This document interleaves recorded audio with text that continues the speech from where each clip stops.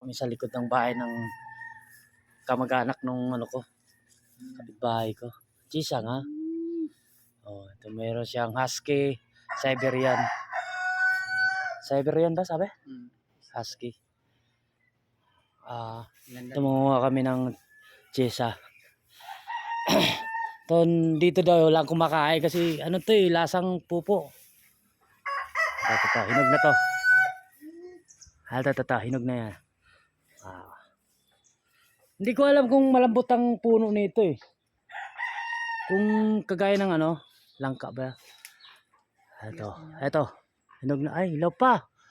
Malambot, matigas. Dapat malambot eh. Dilaw na dilaw siya pero matigas pa. Oh, sabi ko chisa no. Chisa nga, wala ko dito yung puno. Dapat yung hinog nito malambot. Ha? Ito. Malambot pa, matigas pa.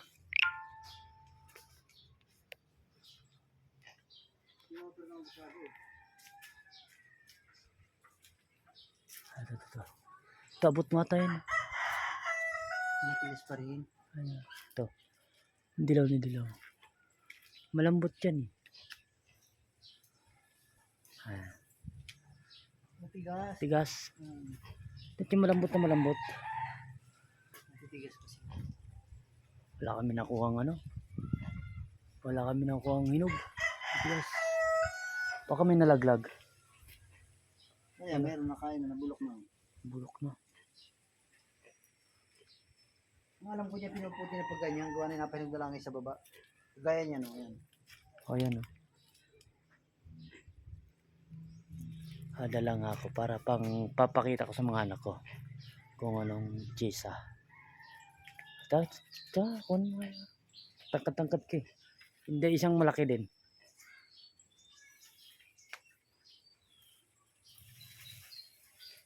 Ayun isa, malaki. Yan, tsaka yung isang maliit.